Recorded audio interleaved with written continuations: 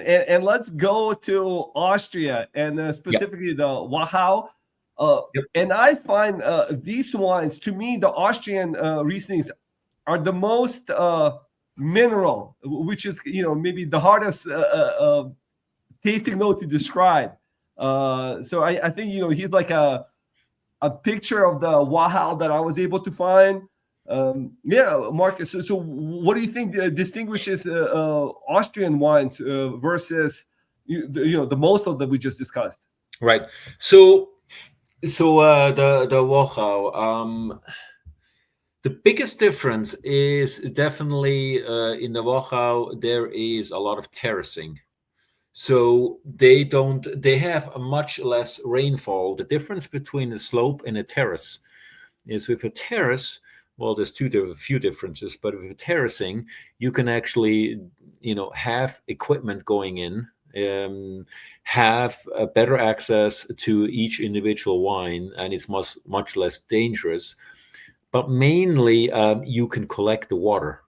So you prevent the water from running off. We always have to understand that there is no irrigation.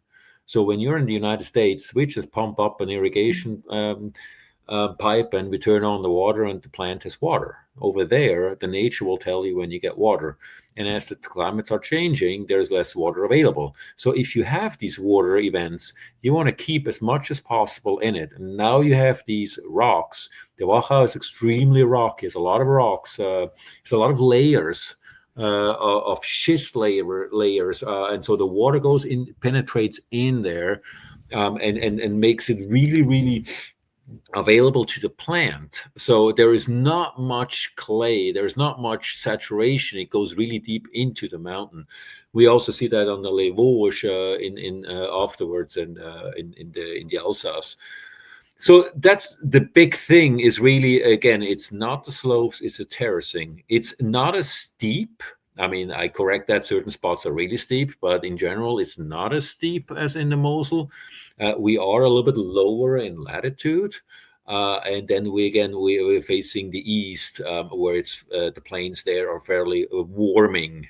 So we're not as extreme as we have. We also know that that the majority of the Rieslings, or pretty much all of the Rieslings available, they're dry. So if you are a sweet wine drinker and let me divert real quick here with dry. When we talked about the Mosel before, we're talking these light, fresh, sweet wines. They're 7.5%.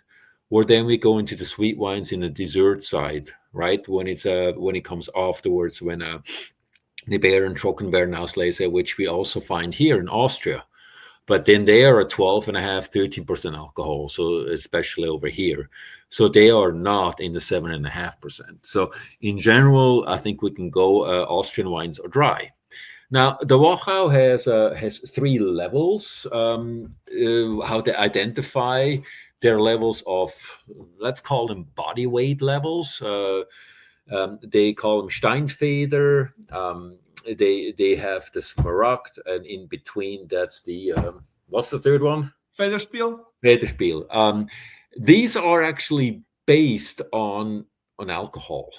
And they are talking right now to change that rule, because obviously it doesn't really make sense anymore to have those based on alcohol levels, because everything gets ripe.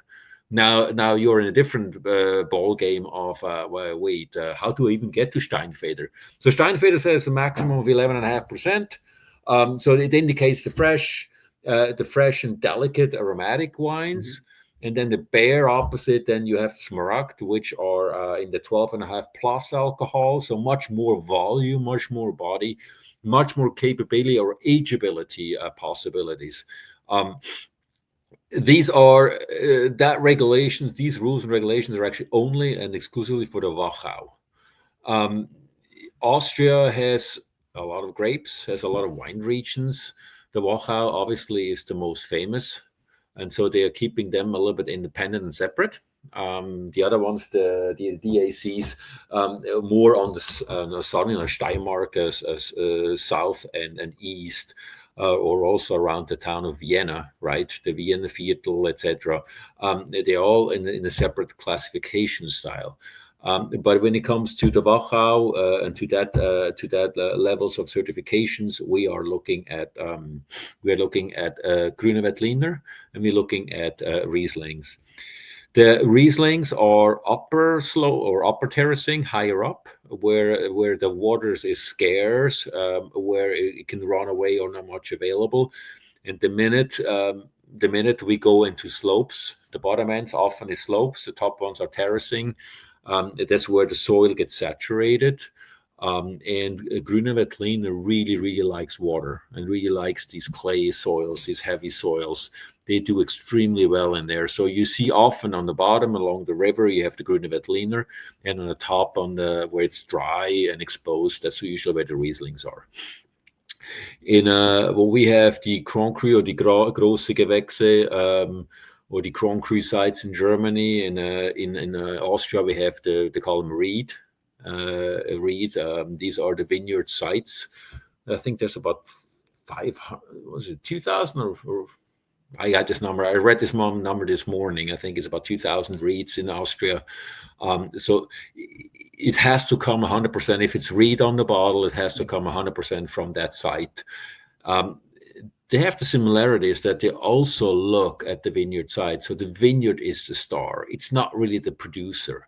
And that's one of the things we also see when we look at how we study wines, right? You have two different study versions. You have the typical sommelier, who goes through the producer. It's always about the conversation is always about who is it and who made it, whereas the WSET set, they go more about the region and the climate. So these are completely two different approaches. So if you're a producer guy and you read the Wine Spectator, right? They are all producer driven. So they were introduced to yourself. This is the Pichler family from Austria, right? They make some great Smaragd Riesling, blah, blah, blah. But they will not tell you much more about the site and why it's that way. They just have high scores and good pricing, and they're introducing you to the family. Versus then in the WSET set, they go really through, okay, why is this vineyard different? Why is this site so special? What makes it so special? And then, therefore, then the pricing goes obviously up. Austrian wine used to be fairly inexpensive because there was also a very small market overseas for Austrian wine. I don't know if you know that better than I do. Is it the tariffs or is it now really the demand which increased? But Austrian wine exploded in pricing. A good bottle of Austrian Riesling or Grüne Veltliner is $30 to $40 and up. And I find it a little bit just disappointing, right? Because I think it's still not accepted here too well. I think people still don't understand what they're getting on quality. But these are fantastic wines. I mean, it's day and night. The Germans are much lighter, much more playful, versus the Austrian wines have more structure, more minerality. They're much more settling. So they bring more weight to all this.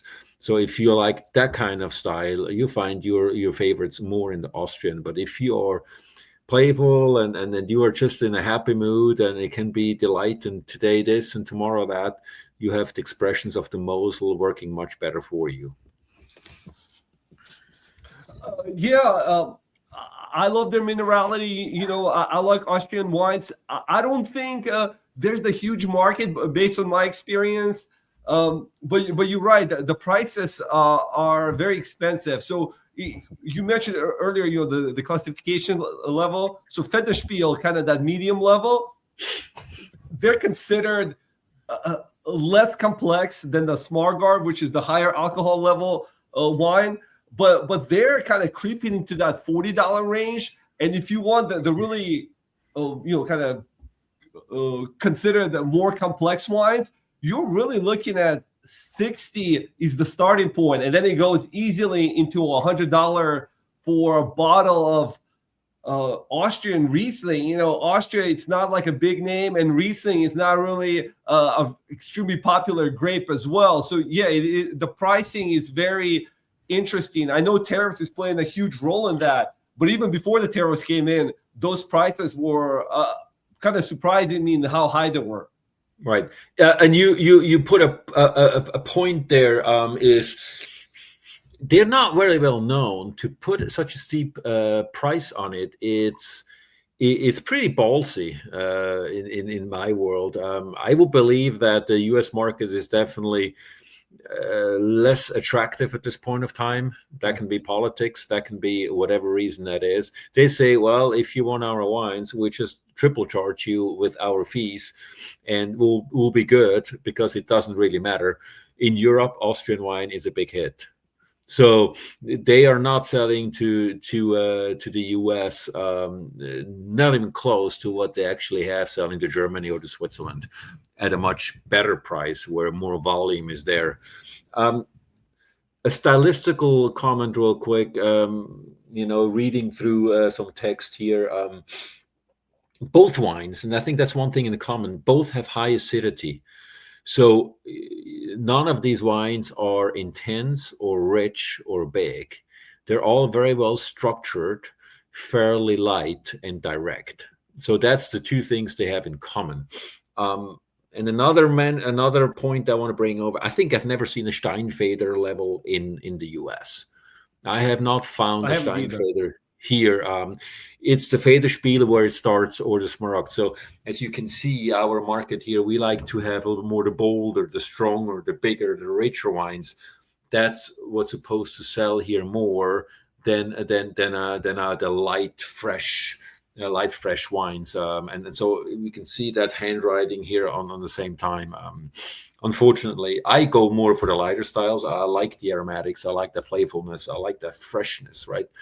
And the more alcohol you get, the more exposure you have to sun. The later you pick, the more of the sun-baked flavor you get, and it can make it hard, especially when it comes to food.